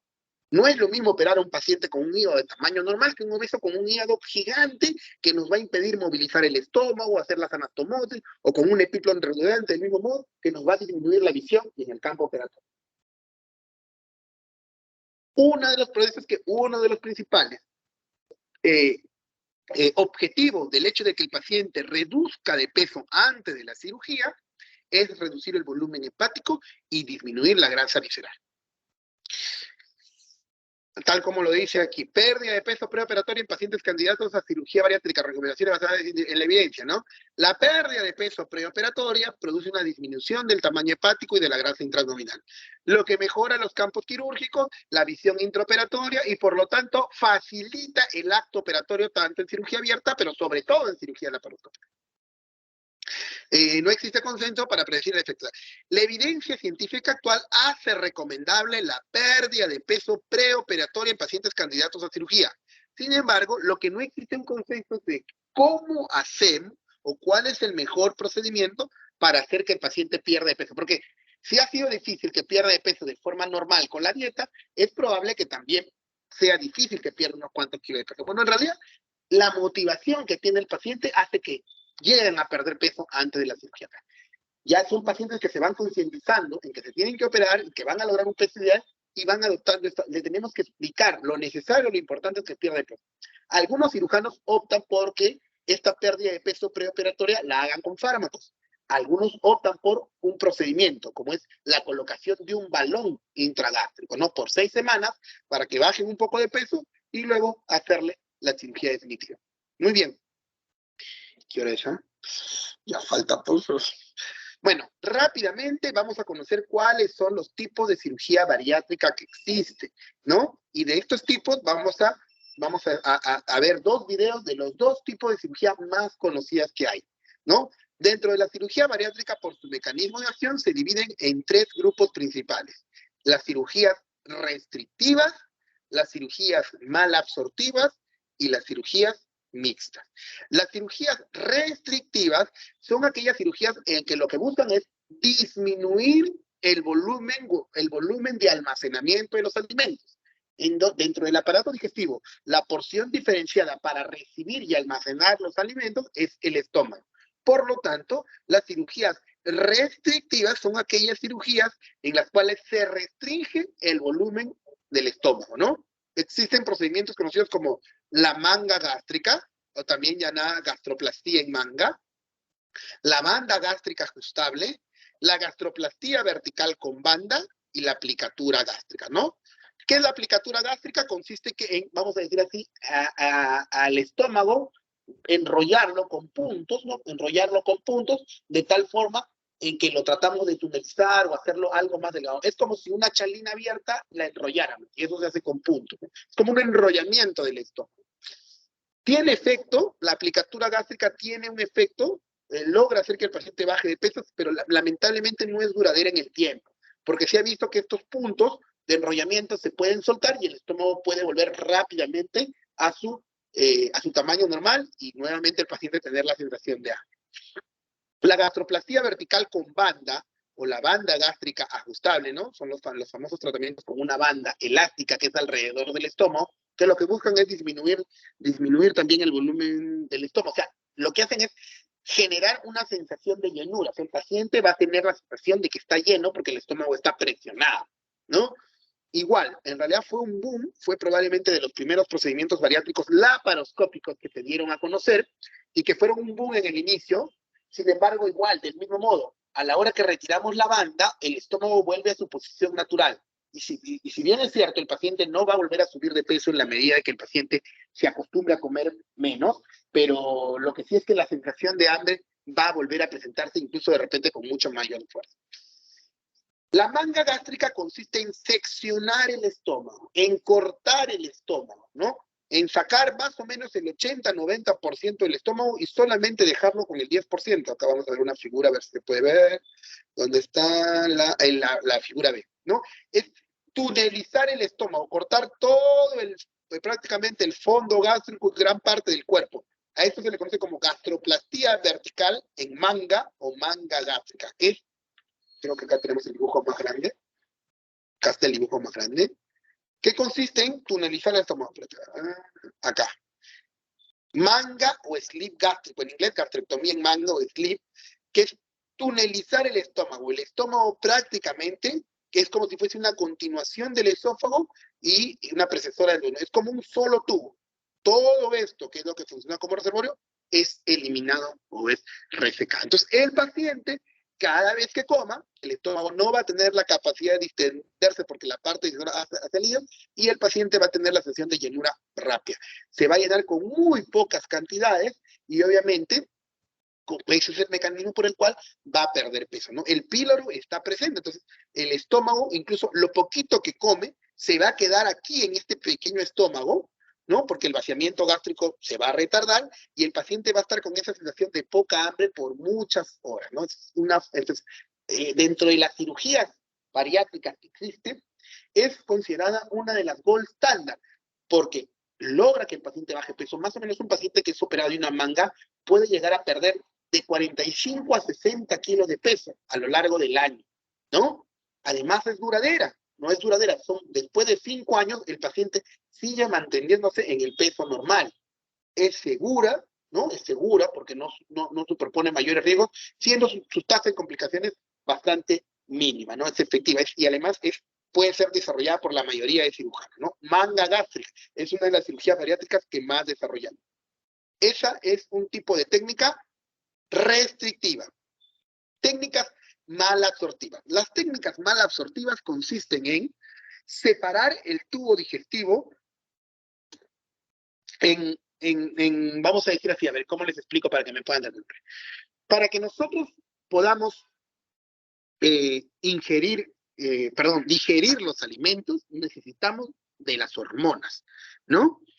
Probablemente uno de los elementos más importantes, uno de los componentes más importantes para la digestión de los alimentos y de los nutrientes es la secreción biliopancreática, es decir, la combinación de la bilis con el jugo pancreático en el duodeno. Al combinarse con los alimentos se va a producir los procesos de digestión y absorción. Si los alimentos no se llegan a contactar en ningún momento ni con la bilis ni con el jugo pancreático, no se van a absorber. No se va a producir el efecto de nutrición. Entonces, lo que hacen estas técnicas, las cirugías mal absortivas, es desconectar la secreción biliopancreática de la secreción de los alimentos, ¿no? Hacerlos, a ver, vamos a hacer un ejemplo. Por ejemplo, acá, ¿no? En la que es una derivación biliopancreática.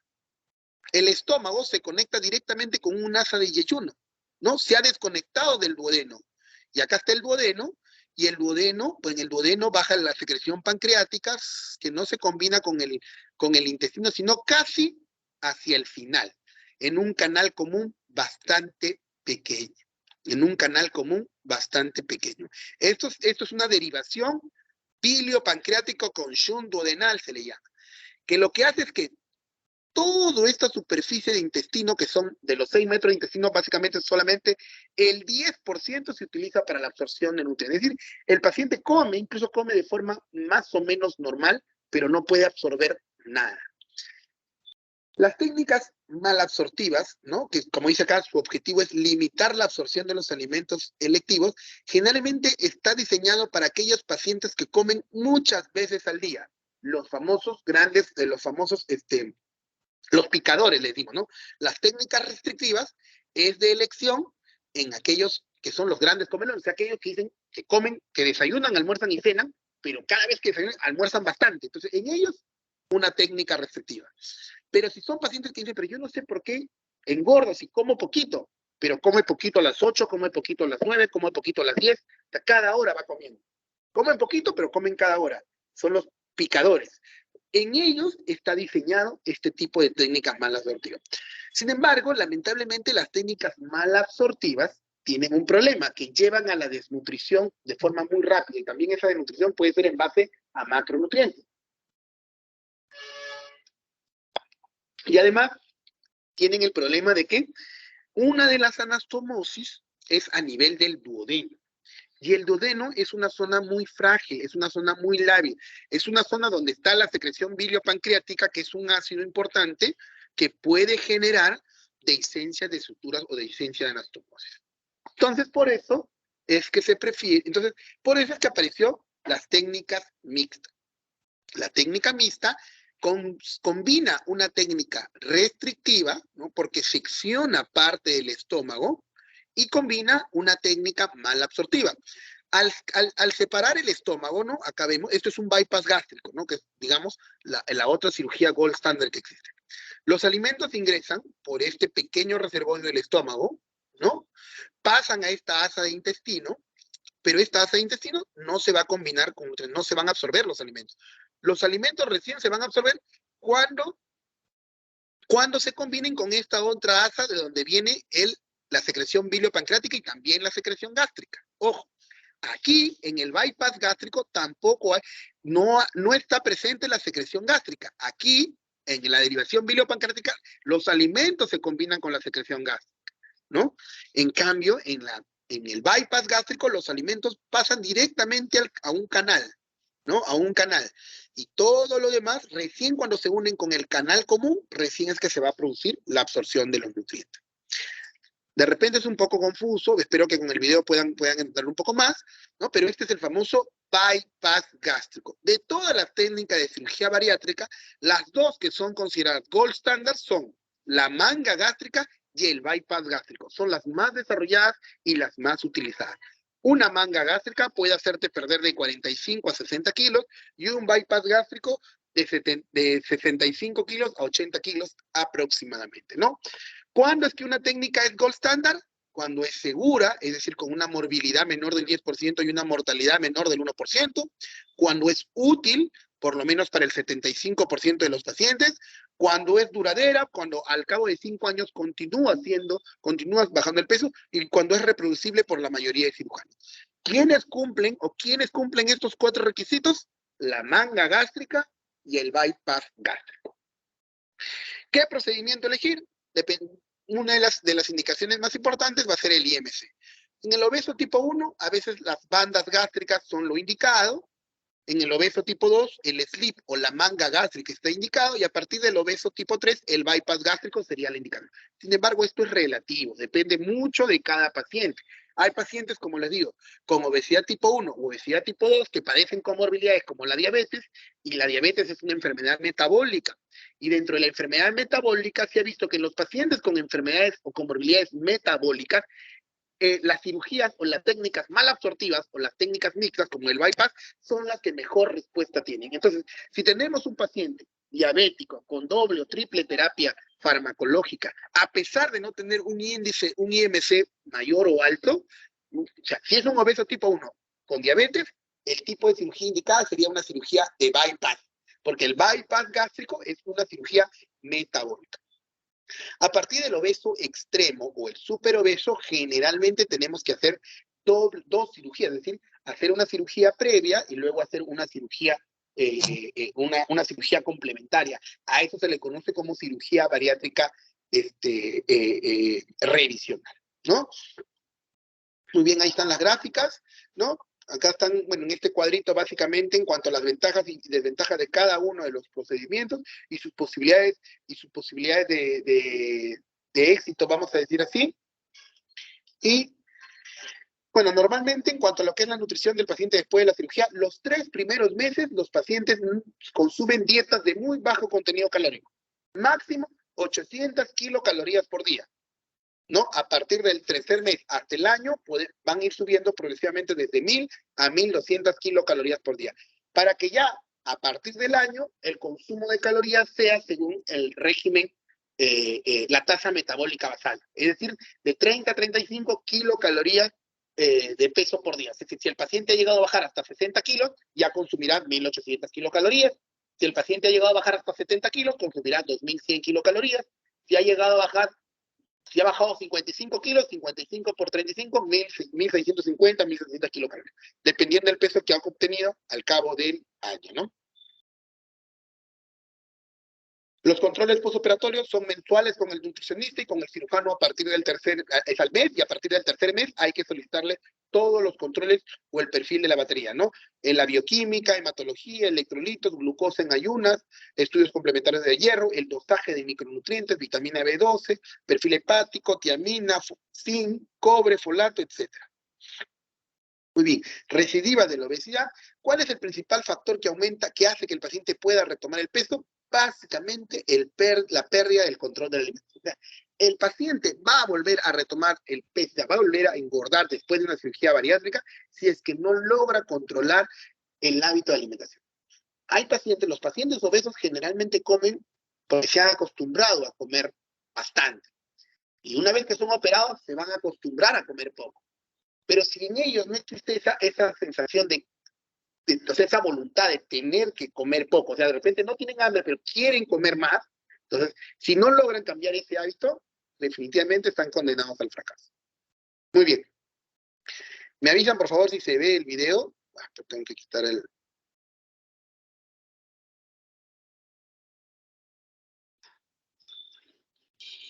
¿Se llega a ver el video? Sí se ve. Sí, doctor, pero sin audio, creo. Está sin audio, sí. Ok. Bien. Es una paciente, en este caso de 34 años, con un IMC 41, es una obesa tipo 3, ¿no? En el caso de ella en particular, se ha decidido hacerle una manga gástrica por el tipo de edad que tiene también, ¿no? Entonces se colocan los trócares, ahí vemos, ¿no? Vemos el colon y el colon está envuelto con una grasa. Esa es la grasa visceral, ¿no? Ahí vemos el hígado, el lóbulo hepático izquierdo, que tapa o envuelve el estómago. Entonces, lo que necesitamos es que ese hígado disminuya su volumen para poder operar bien. Entonces, ¿qué es lo que hacemos en la manga gástrica? Lo primero que hacemos es liberar la curvatura mayor del estómago. Entonces, desprendemos. La curvatura mayor está pegada al epíplon mayor. Entonces, lo que se está utilizando en esa pinza, como ven, tiene una energía que coagula y corta al mismo tiempo. Esa pinza se conoce como bisturí armónico, ¿no? O ligature. Entonces, seccionamos el epíplon que está adherido a la curvatura mayor del estómago.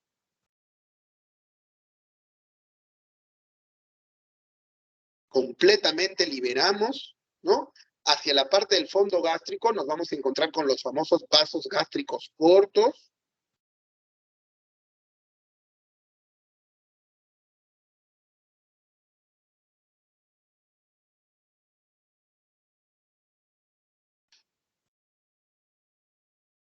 Estamos ya acá atrás, esto lo que se ve acá es el vaso, ¿no? Cuando ya vemos el vaso es porque estamos cerca de los vasos gástricos cortos, ¿no? Y tenemos que tener mucho cuidado ahí porque podrían sangrar, ahí están estamos seccionando los vasos gástricos cortos y tenemos que llegar hasta el fondo gástrico está pegado a veces hacia con el peritoneo visceral hacia la pared del diafragma y tenemos que liberar ese peritoneo visceral. Ahí vemos cómo se está despegando, ¿no? La pared del estómago. Nuestra función es llegar hasta el pilar izquierdo del diafragma, ¿no? O sea, dejar completamente suelto toda la parte de la curvatura mayor y el fondo del estómago para poder hacer la sección.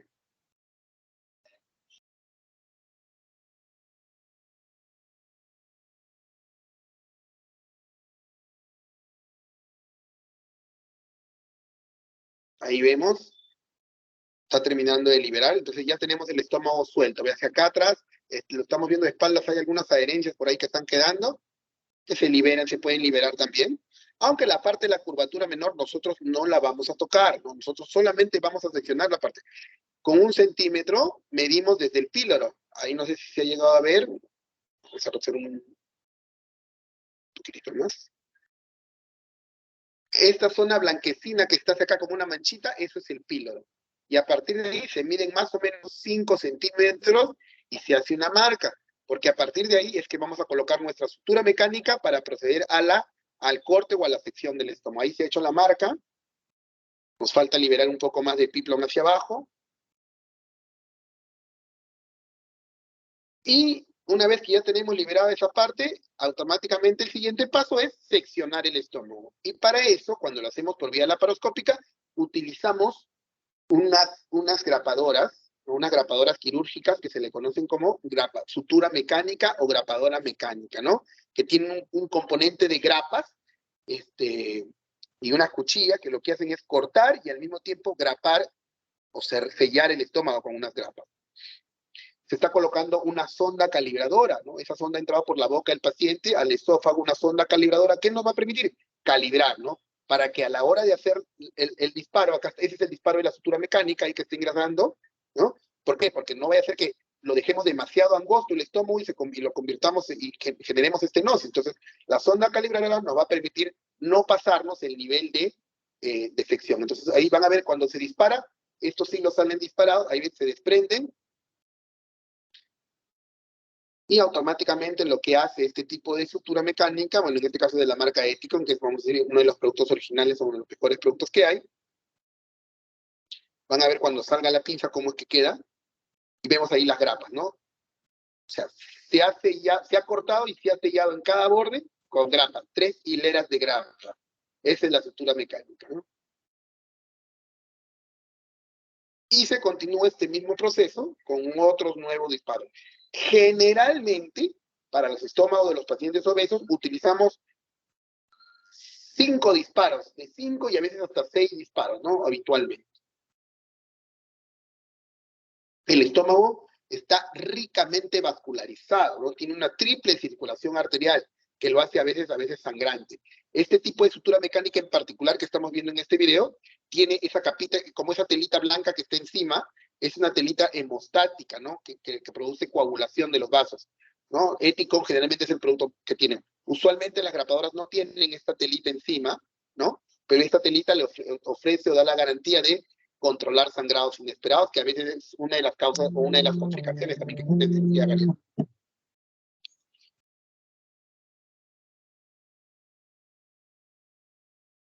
Vamos, creo que 3 disparos.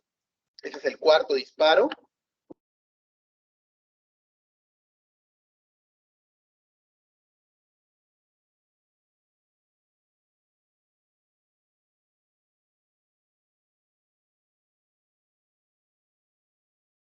Cuarto disparo, y bueno, nos faltaría uno más, a veces queda un puchito, mucho, los cirujanos dicen, lo voy a cortar nomás y lo voy a suturar. Ese es uno de los errores básicos. Así queda un espacio muy pequeñito, utiliza siempre una sutura adicional. Que si bien es cierto, cada disparo es caro, ¿no? Cada disparo de esta estructura mecánica más o menos aproximadamente cuesta de 900 a 1000 soles. Y eso es lo que hace que encarece un poco la cirugía. Y muy bien, y tenemos ya ese estómago que hemos resecado que después va a salir. Se le inyecta azul de metileno a través de la sonda, ¿no? Se inyecta azul de metileno a través de la sonda, ¿para qué? Para probar a ver si este azul de metileno filtra por la estructura, ¿no? Para verificar que no haya filtrado, ¿no? Y en algunas ocasiones, el epiplo, ¿no? Se reconecta nuevamente con esa zona de curvatura para que, igual, como una especie de parche vital, no parche biológico, para evitar sangrado, ¿no? Otros lo que hacen es una sutura de toda la pared para controlar el sangrado. Bueno, y de esa forma concluye la cirugía de la manga gástrica, ¿no? Algunos, bueno, particularmente yo, dejo también drenes de seguridad, que me permitan identificar, a ver que no haya fugas, que no haya filtraciones, ni mucho.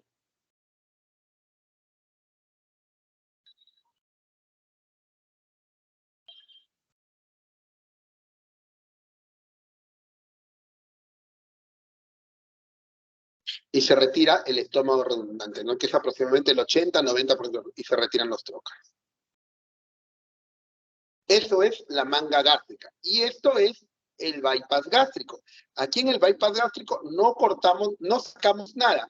Seccionamos, acá el estómago es seccionado, pero este estómago se queda aquí adentro, junto con su jugo gástrico, junto con su secreción biliopancreática, pero se van a unir o se van a transformar aquí, más adelante. Esta asa de acá, esta asa estaba unida inicialmente a esta de acá que está subiendo. La hemos cortado, esta asa la hemos subido y la hemos empatado acá arriba, y la de abajo la hemos empatado aquí abajo. Esto es una, y tiene la forma de una Y, por eso se le conoce como Y de Erlux. Es una cirugía algo más compleja porque tiene más anastomosis, de repente, bueno, espero que puedan entenderlo, pero básicamente para que vean cómo es que se utilizan las suturas mecánicas y cómo es que se hacen estas conexiones y desconexiones en el aparato digestivo con la intención de que el paciente pueda tolerar las dietas de muy alto contenido calórico. En este caso es un paciente con obesidad tipo 3 también, hipertenso, diabético, que tiene un IMC de 44. El anterior paciente tenía un IMC de 41, acá tiene un IMC de 44, es mucho más obeso y por eso es que se ha decidido también por el bypass gástrico, ¿no? En este caso, trabajamos sobre la curvatura menor. Entonces contamos los arcos vasculares y a partir del segundo arco vascular es nuestro punto de corte para generar lo que nosotros le decimos es una ventana.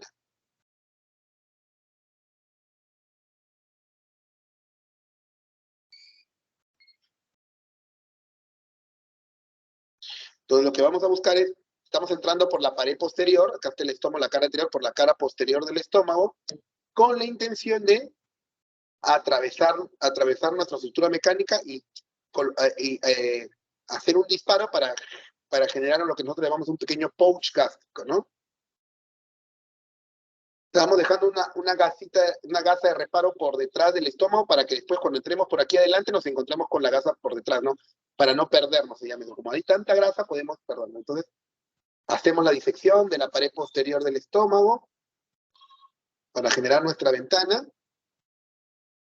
Y la intención es encontrarnos con nuestra gasa que hemos dejado por detrás.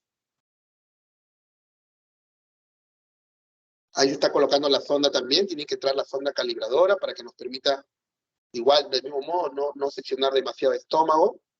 Ahí está la sonda. Y procedemos a generar el primer disparo, ¿no? Lo que vamos a hacer acá es dejar ese pequeño pouch gástrico, se le llama, un pequeño reservorio del estómago, ¿no? Lo vamos a desconectar del resto del estómago. Igual. Disparo, secciona y quedan grapas entre los dos costados. Y aquí vamos a hacer una sección en L. Entonces, lo único de estómago que va a tener es este pedacito. Lo único de estómago, ¿no? Y este estomaguito va a estar desconectado, no va a entrar en conexión con el duodeno, ni con la secreción biliopancreática. Después vamos a subir un asa de yeyuno para que directamente el alimento pase al yeyuno. Generalmente utilizamos tres disparos para la creación de este reservorio.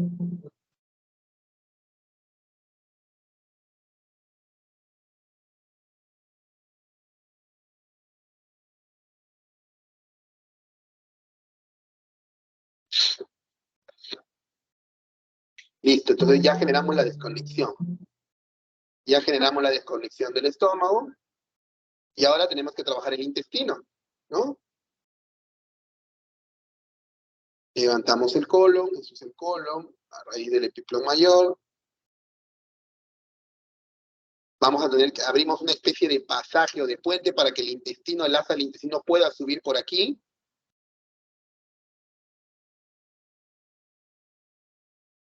Ahí está, hemos separado, hemos abierto el intestino.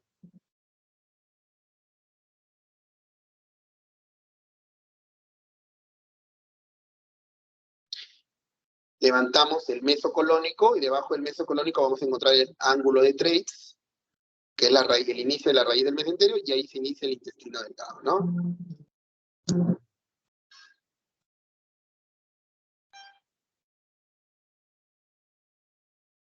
Comenzamos a contabilizar, generalmente contabilizamos 1 metro.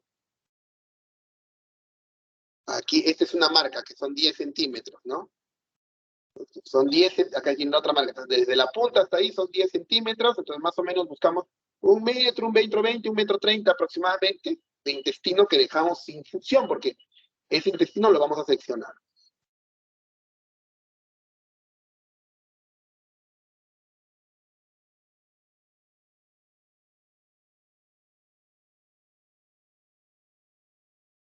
Entonces, esa es la zona donde vamos a ascender el yeyuno hasta el estómago. En este caso, el cirujano lo está ascendiendo con toda el asa, pero al final lo va a tener que cortar esta asa de intestino. Ojo, no se confundan. Acá esto, como en el gráfico aparece cortado, se va a cortar, pero va a ser hacia el final. Lo primero que va a hacer es la anastomosis. Entonces, hace 2 huequitos, hace un huequito en el intestino y hace el otro huequito en el estómago. Por cada uno de esos huequitos van a ingresar las patas de la sutura mecánica. Acá está la sutura mecánica. Va a entrar una pata en el intestino delgado y la otra pata en el estómago. Y es la forma de cómo se hacen las anastomosis.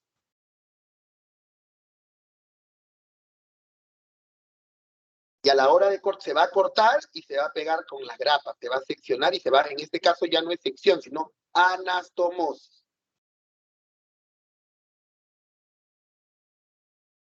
Y se hace la sección y ahí se ve cómo se ha hecho la anastomosis. Como las grapas esta vez han servido para pegar el estómago con el intestino.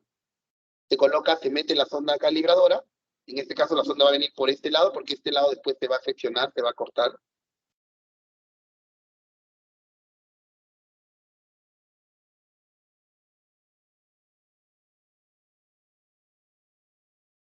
Y se procede a cerrar las brechas, ¿no? Esta es la brecha. En los huequitos que hemos hecho, se procede a cerrar la brecha para la anastomosis.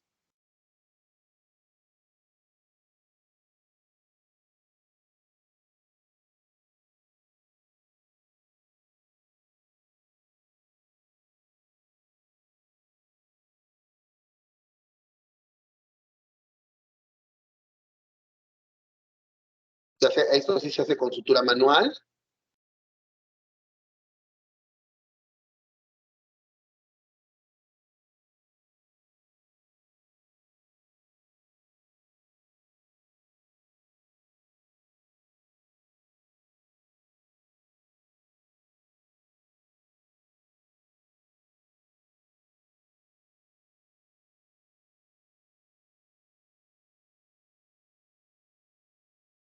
Una de las partes un poco más tediosas dentro del procedimiento, ¿no? Por eso que el bypass es un poco más, vamos a decir así, laboriosa que la manga. En la manga solamente todo es sutura mecánica, en cambio en el bypass hay que hacer sutura mecánica y también sutura manual.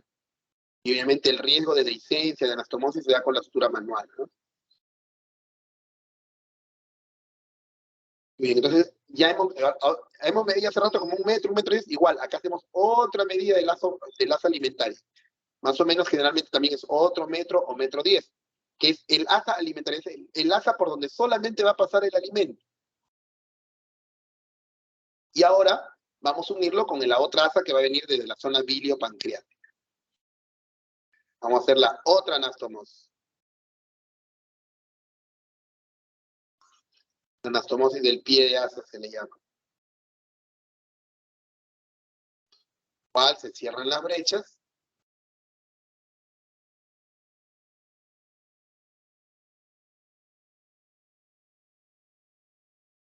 igual que el anterior. Se hace la prueba neumática, te inyectas un de metileno y se inflas, y verificar que no pasen las décimas. Una vez que se ha verificado, se realiza acá, se va a realizar la sección, ¿no? La sección del asa intestinal.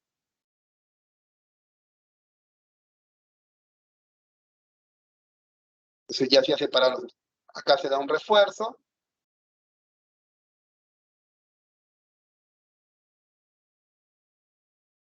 El alimento pasa por aquí, por el estómago, pasa directamente a este segmento de intestino y no se va a combinar con los alimentos, con la secreción biliopancreática, sino hasta en el asa común que está mucho más adelante.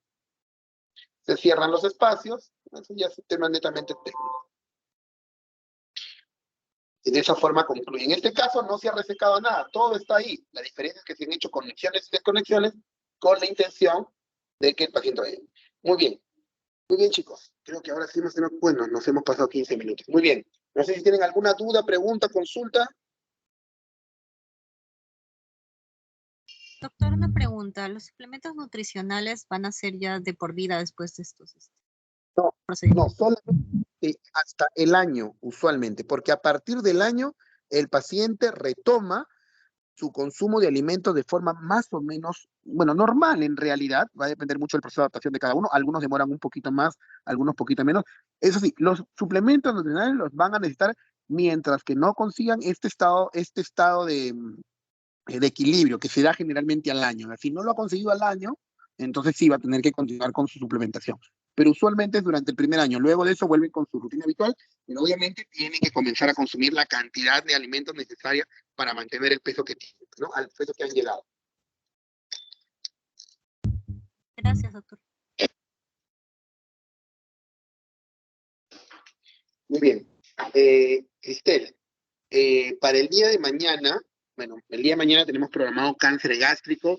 Sin embargo, en el horario habitual, como tengo la consulta en la clínica, va a ser un poco difícil. Mañana no sé si podemos hacer la clase a las 2 de la tarde. 2 de la ¿Qué es la tarde, hora? doctor. ¿Cómo 2 es de su la tarde. horario mañana? Hoy día tenemos programado para las 2 teorías de técnica. Creo que mañana No, doctor, mañana tenemos examen. Y el plan de tesis se está olvidando. ¿Y a qué hora? ¿De qué hora? A las 3. O sea, a las 3 tenemos que 3 o quizás sea un poco antes. No nos han comunicado todavía el delegado. ¿Y en la tarde-noche? ¿Una noche a las 6, 7? Tenemos técnicas quirúrgicas a las 6, creo, hasta las 7, 8, creo. Doctor, déjeme ver ahora el horario en la noche para ver si mañana en la noche lo podemos Mañana a recuperar. las 8, entonces podríamos hacerlo. Ya está bien. Ya sí, porque en el horario habitual va a ser recontra difícil que pueda conectar. Sí, no se preocupe, doctor. Ahora reviso y le escribo. Doctor, por Bien. otro lado, quería hacerle una petición. Tengo varios compañeros que, debido a sus prácticas, han estado